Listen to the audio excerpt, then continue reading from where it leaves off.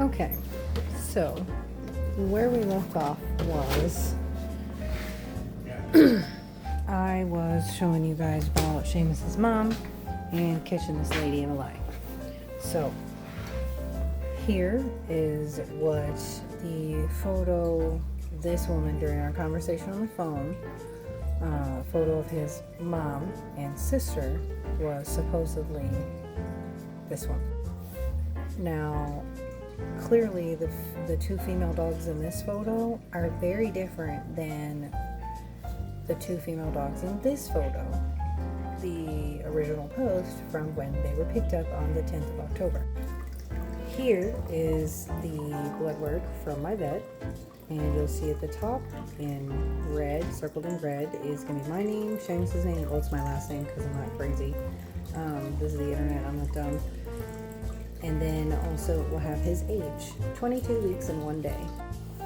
So, if you Google how many months is 22 weeks and 1 day, it'll show you that answer is 5 months, 5.06 months, whatever. That basically means he was literally 5 months old on the day he got his blood work done, which was Wednesday of last week. So what's relevant about his age is that it's one of the lies we caught her in later on down the line. And that also it impacts his health, some of the decisions that she made and some of the decisions that the clinic made, the spay-neuter clinic. It also plays a really big factor in how his treatment goes, how his care will be planned out, stuff like that for the main part of this story time. Okay, so moving on. So this is how old, approximately based off of the 22 weeks estimation, that he would have been on the day he was picked up on October 10th. That's 9 weeks. That is now, putting that aside, we'll get into the actual story of what happened after we picked him up. 3-month-old puppy, which is kind of what she said he was when she picked him up. And also it would mean that, again, he got fixed at 4 months old, or 3 months old actually, which is just insane. So we call this lady, we ask all the right questions. When we pick him up, he's a little skinny. I also noticed that his face was pretty swollen. The skin behind all the white fur was real pink. And he had some pretty thin fur. I also noticed that when I touched him, I could feel pretty much all his bones, even with the shirt on. Meaning, you know, his spine, his ribs, his hip bones, too many chest bones. I could feel too many chest bones. Do remember that in part 1, I mentioned that I had asked if he had food allergies or anything like that.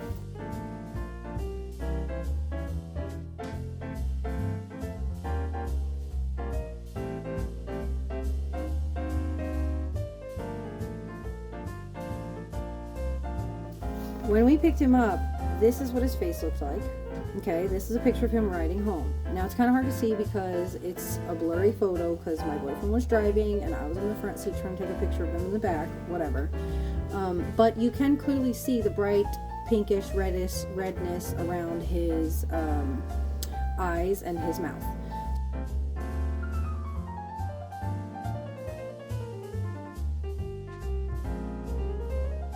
So those were the first things we noticed. Upon picking him up, we received this little packet with some vet information and, papers proving he had some shots and the pet finder profile for him.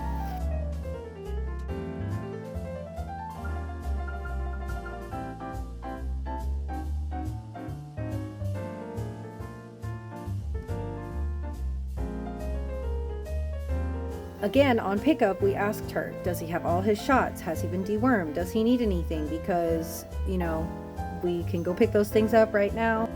She tells us he's fine, he's healthy, he has no allergies, he doesn't need any of his shots, he has all his shots, he won't need anything for a year.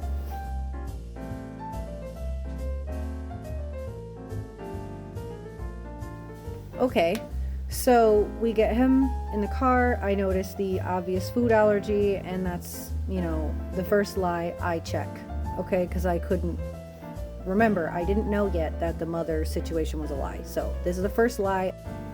Personally, I think that she has enough experience with bullies to know that he had a food allergy and she was ignoring it because of her Now, he came home and immediately his first poop was diarrhea. We weren't too worried because he was pretty stressed out. It was an hour and some change ride home. You know, I wasn't too aware of his living situation at the time. It took me a while to become, I got a little bit worried, but I'm not gonna lie, I was, you know, kind of also chalking it up to the fact that he was stressed. We didn't know what his original food was. We were changing his diet and he already had an allergy, so we expected something like this to kind of happen.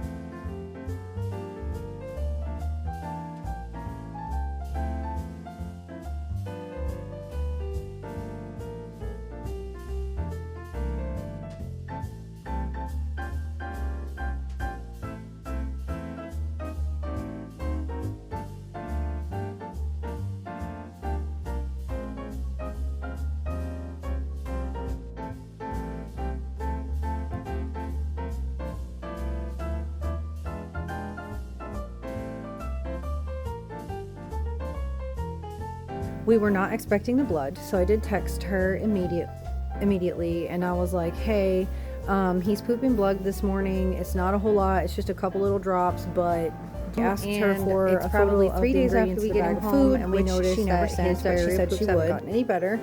And now he's pooping a little bit of blood at the end of his diarrhea. And then we got a text later telling us that she had had all the dogs on a probiotic. I thought, okay, maybe that's it since it's not worms, because she dewormed him, remember? That's what she said.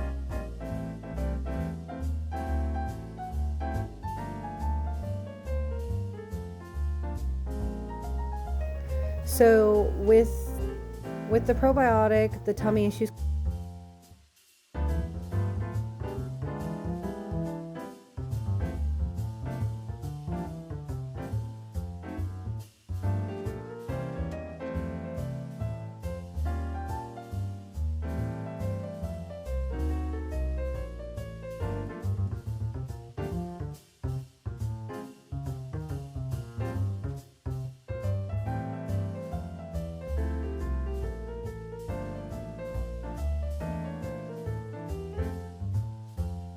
when we pick him up, and then skinny. Pretty much the same day that we noticed the blood and had reached out to her, our son got injured at school. Anywho, so we just kind of assumed it was his diet. We gave him the probiotic, and like I said, he was doing a little better. About a week and a half ago, we noticed he started to get a little kind of sleepy. A little sooner, had a little less energy, and it was a little concerning, but not too concerning, until the morning that we woke up. He was kind of okay, and then all of a sudden he pooped, and this is what was in his poop. So this photo, I won't leave it there, but this photo is basically after an hour of it sitting in the blanket, but we had to call the vet, figure out what to do, and take photos so they could see what we were talking about. Now, when he originally had pooped on that blanket, there was like a 1/4 cup of jelly bubbly blood and a different kind of worm in the poop. So by that, we knew immediately that he had 2 types of worms, and we had something big and serious going on. Now I knew that she wasn't telling me the truth about something. And so at this point, I start calling vets' offices, starting with her vet's office, which was closed until the following day. And we'll have to go into part 3, but that was the end of part 2. See you next time.